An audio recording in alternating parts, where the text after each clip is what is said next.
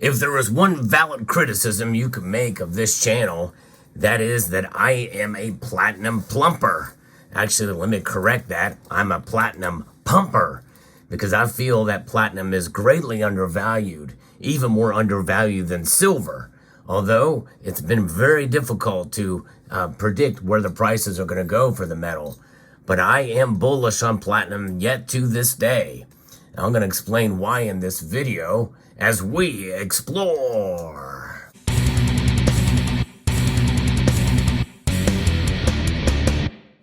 That's right, I am still stacking platinum. I haven't bought any for a while, but I did pick up a new piece when in the recent platinum dip. I thought for sure that by now, especially with inflation where it is, that the prices would be much higher than where they are right now. But it's been stubbornly below $1,000 for the most part. When the most recent big rises in gold and silver's price, when they spiked up dramatically, we did see platinum go up over $1,000 an ounce, but it was short-lived. Now it is comfortably below $1,000 an ounce. But I just took delivery of a new piece today based off of the bottom of the recent dip for just over $1,000. But let me explain why I'm bullish on platinum. And this may not be right for you, by the way, because I thought for sure by now the prices would be higher, but they are not. And who knows when they very well may be. But of all the metals that are tracked on the market, platinum, I think, is the most undervalued compared to where things are with commodities and everything else. I'm going to be referencing an article here that gives some insight of this from Mining Weekly. Now, the headline or the sub-headline of this piece will give you very much a good perspective on where we are at and why you should approach this just as I am with some level of skepticism. The growth in demand for platinum applications in China is extremely high, and that, I think, is probably the case. But this makes making detailed access to the China market hugely advantageous. Providing this detailed access from July 8th through the 11th will be a far-reaching Shanghai Platinum Week for 2024, which is sandwiched between the London Platinum Week in May and New York Platinum Week in September. So there are some things going on that are going to be happening here with platinum and what they're going to be talking about. But it is hydrogen. Hydrogen fuel technology is going to be featured big there, according to the World Platinum Investment Council. And that's where a level of skepticism comes into play, because when you have precious metal advocacy groups, and that's really what they are, the World Gold Council, the Silver Institute, and the World Platinum Council, Investment Council, well, you have to wonder, their goal is to try to talk up and to promote platinum use in industry and technology. Does it mean it will happen? I don't know. It may or may not happen. The Shanghai event takes place with simultaneous translation amid China reinforcing itself as the world's largest user of platinum group metals. You know, we've been talking about China lately. We should watch China with gold. And then I recently posted a video about silver in China.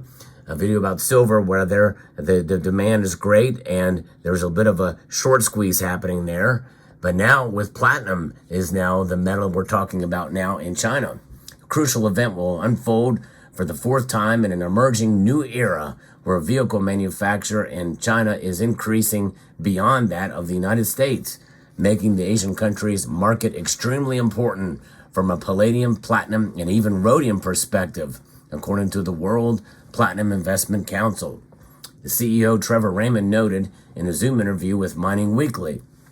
Moreover, platinum is integral in China's commitment to global decarbonization by 2060, with the country's strong interest illustrated by last year's Shanghai Platinum Week, attracting more than 1,200 in-person delegates from more than 400 different organizations, as well as 180,000 online attendees.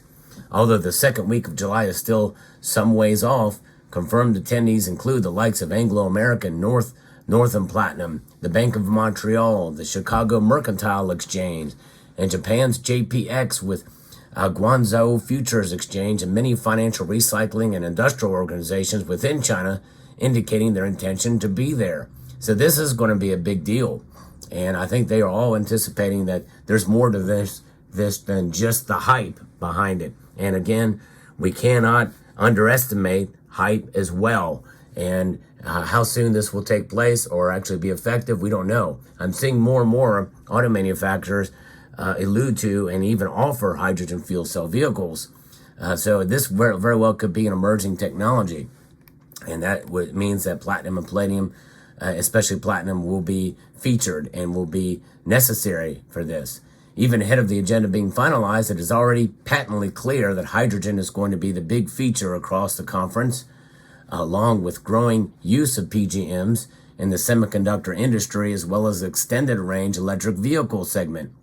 The World Platinum Industrial Council, Investment Council Director of Research Edward Sterks spelled out in the same interview, extended range electric vehicles have ranges of about 1,000 kilometers on full battery charge and full fuel tank, and their exhaust treatment system continues to contain PGMs. And that's pretty interesting that extended range electric vehicles will still have exhaust treatment. That's kind of interesting. To me, that seems to be more in line with the hybrid vehicles, not full electric vehicles. But we see the Chinese investors have known platinum for many years as a jewelry, and with more people saving for retirement, having platinum as part of a retirement investment makes a lot of sense. There are no platinum mines in China, and having platinum on Chinese soil is seen as a good idea. Big demand, no platinum mining there means they're at the mercy of the other two locations. That's Russia and South Africa, which is where the vast majority of mining of platinum occurs. Having the Shanghai Platinum Week on the global calendar is probably ideal timing. The 4-year gestation period has certainly been well worth it, and we look forward to Shanghai Platinum Week becoming something that is really helpful to investors around the world and participants in the broader PGM industry, according to Raymond.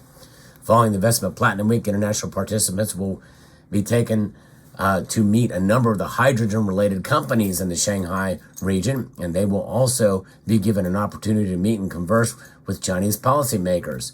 So I think this means that this is really a buzz industry. Hydrogen fuel cell is still a ways off in my view, so I'm cautiously optimistic. But I think if we were to see this really pick up, then that's going to really essentially fill the gap where it's not used as much as a catalyst in ICEs, that's internal combustion engines.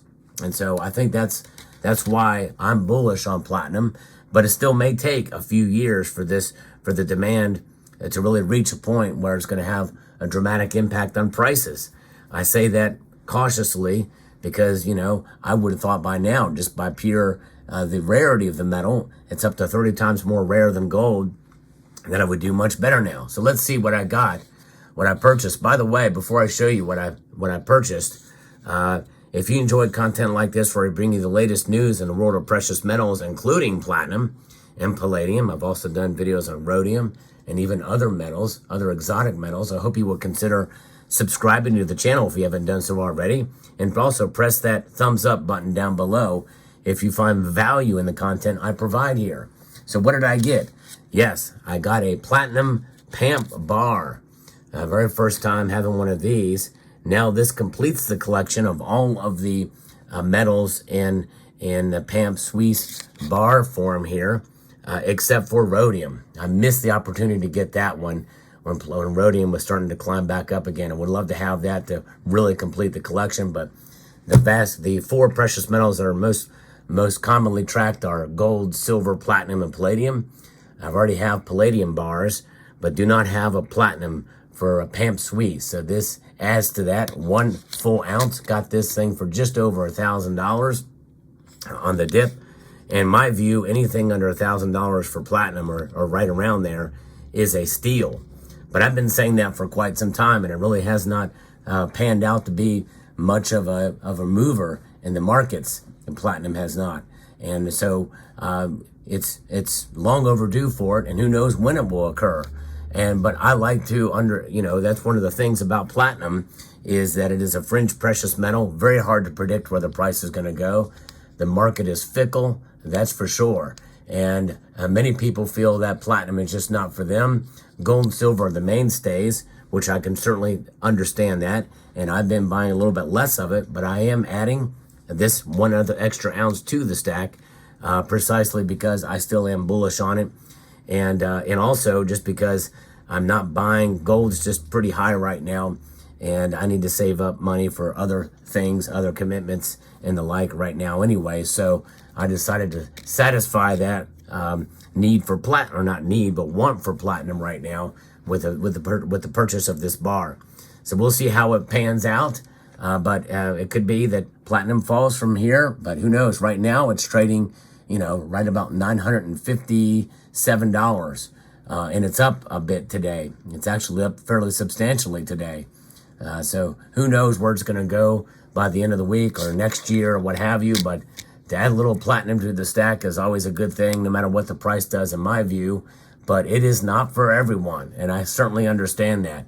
It's just another option out there. I think if you're going to do investing with metals, the platinum group metals may be the ones to do it. And I think platinum is the most undervalued. It's got the biggest chance to perform very well. But let me know what your thoughts are in the comment section down below. I hope you found this video informative, insightful, and educational. I'd like to extend a multitude of gratitude to each and every one of you for taking the time to watch, and to encourage you to please rate, share, comment, and subscribe.